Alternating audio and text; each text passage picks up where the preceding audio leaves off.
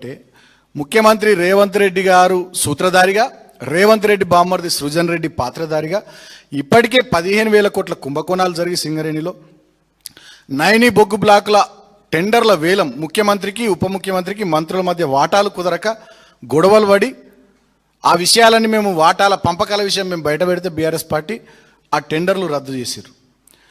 ఈ స్కాముల మీద, ఈ టెండర్ల రద్దుల మీద, జరుగుతున్నటువంటి దురాగతాల మీద మా పార్టీ వర్కింగ్ ప్రెసిడెంట్గా కేటీఆర్ గారు ఈ 40 లక్షల టన్నుల బొగ్గు మాయమైన దాని మీద బొగ్గు శాఖ మంత్రి కిషన్ రెడ్డి గారికి లేఖ రాశారు, హరీష్ రావు గారు లేఖ రాశారు.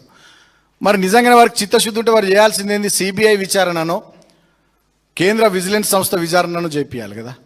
అది చేపించకుండా కిషన్ రెడ్డి గారు రేవంత్ రెడ్డి గారికి లేఖ రాస్తారు. అంటే దీన్ని ఎట్లా అర్థం చేసుకోవాలి?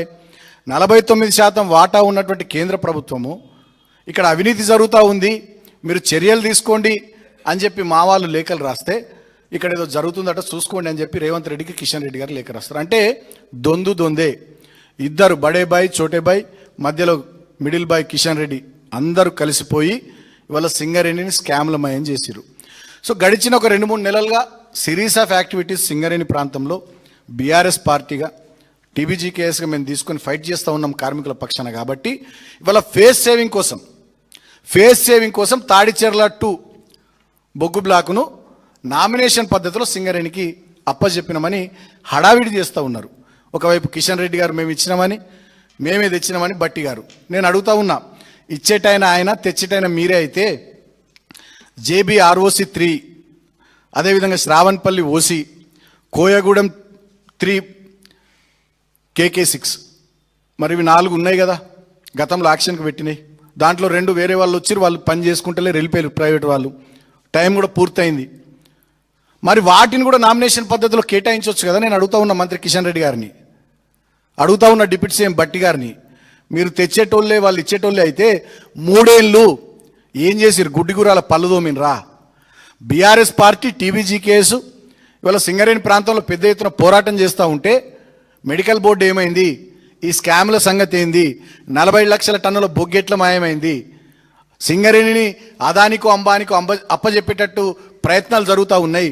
కుక్కను చంపే ముందు పిచ్చి కుక్కను ఎట్లా ముద్ర వేస్తారో ఇవాళ సింగరేణి సంస్థను ఆ రకంగా నష్టాలమయం చేసి ఇక ఇది మనతోని కాదని చెప్పి మెల్లగా ప్రైవేట్కి అప్పచెప్పే కుట్ర మీరు చేస్తున్నారని 2-3 నెలల నుంచి బీఆర్ఎస్ పార్టీ టీబీజీకేఎస్ పోరాటం చేస్తే దానికి జడుచుకొని ఫేస్ సేవింగ్ కోసం ఒక తాడిచెర్ల 2 బొగ్గు బ్లాకు నామినేషన్ పద్ధతులు ఇచ్చారు. ఇవాళ మేము డిమాండ్ చేస్తూ ఉన్నాం బీఆర్ఎస్ పార్టీగా, సింగరేణిలో జరిగినటువంటి స్కాములన్నిటిపైన సిబిఐ విచారణ చేయించండి కిషన్ రెడ్డి గారు, లేదా విజిలెన్స్ సంస్థలతో విచారణ చేయించండి. మేడిగడ్డలో 2 పిల్లర్లు గుంకితే దన్న నురుకొస్తుంది కానీ NDSEA. లక్షల కుటుంబాలు ఆధారపడ్డటువంటి సింగరేణి, తెలంగాణలో 9 జిల్లాల్లో విస్తరించున్నటువంటి సింగరేణి, 11-12 అసెంబ్లీ నియోజకవర్గాలు డైరెక్ట్గా, 13-14 అసెంబ్లీ నియోజకవర్గాలు ఇండైరెక్ట్గా, 46,000 కార్మిక కుటుంబాలు, 20-30 వేల కాంట్రాక్ట్ కార్మిక కుటుంబాలు, 40-50 వేల రిటైర్డ్ కార్మిక కుటుంబాలు, 1,00,000 కుటుంబాలు డైరెక్ట్గా, ఇంకొక 5-6 లక్షల కుటుంబాలు ఇండైరెక్ట్గా, మొత్తం ఆ ప్రాంతంలో ఒక 15-20 లక్షల కుటుంబాలు సింగరేణి మనుగడ మీద ఆధారపడి జీవితాన్ని బెల్లంపల్లి, ఆసిఫాబాద్ నుంచి మొదలుకుంటే సత్తుపల్లి, కొత్తగూడెం దాకా కొనసాగిస్తున్నటువంటి తరుణంలో ఆ సంస్థలో జరుగుతున్నటువంటి అవినీతి మీద విచారణ జరిపించే బాధ్యత కిషన్ రెడ్డి గారు మీ మీద లేదా? కేంద్ర ప్రభుత్వం మీద లేదా? నేను అడుగుతా ఉన్నా. మేడిగడ్డలో 2 పిల్లర్లు గుంగితే ఉరికొస్తుంది NDA ఒకటే రోజులో. సింగరేణిలో ముఖ్యమంత్రి బామ్మర్ది సృజన్ రెడ్డి పాత్రధారిగా, ముఖ్యమంత్రి రేవంత్ రెడ్డి సూత్రధారిగా ఇవాళ స్కాములు జరుగుతూ ఉంటే, 15,000 కోట్ల కుంభకోణాలు జరుగుతూ ఉంటే, నైని బొగ్గు బ్లాక్ టెండర్ల వేలం రద్దయితే సిబిఐ ఎందుకు వేయరు విచారణ? కేంద్ర విజిలెన్స్ సంస్థలతో ఎందుకు విచారణ జరిపించరు? నేను అడుగుతా ఉన్నా. అమిత్ షా గారు వచ్చి తిడతారు ఇక్కడ RR ట్యాక్స్ అని, ప్రధానమంత్రి మోడీ గారు వచ్చి తిడతారు RR ట్యాక్స్ అని. ఇవాళ ఆధారాలతో సహా మా హరీషన్న పవర్ పాయింట్ ప్రెజెంటేషన్ ద్వారా మొన్న మా దగ్గర మందమరిలో కానీ, కేతన్పల్లి మున్సిపాలిటీ పరిధిలో, గోదావరిఖనిలో, భూపాలపల్లిలో, కొత్తగూడెంలో ఆధారాలతో సహా సింగరేణిలో ఎట్లా స్కాములు జరిగినాయని రైట్ టు ఇన్ఫర్మేషన్ యాక్ట్ ద్వారా వివరాలు తీసుకొని ప్రజెంట్ చేస్తే, బయట పెడితే ఎందుకు వీటి మీద మీరు కేంద్ర ప్రభుత్వ సంస్థలు దృష్టి సారించరు? ఎందుకు విచారణ జరిపించరని నేను కేంద్ర మంత్రి కిషన్ రెడ్డి గారిని అడుగుతా ఉన్నా. మీకు రేవంత్ రెడ్డి గారికి ఉన్నటువంటి లోపల సంబంధం ఏందని నేను అడుగుతా ఉన్నా. రేవంత్ రెడ్డిని, కాంగ్రెస్ ప్రభుత్వాన్ని రక్షించే ప్రయత్నం కిషన్ రెడ్డి గారు మీరు ఎందుకు చేస్తున్నారని అడుగుతా ఉన్నా.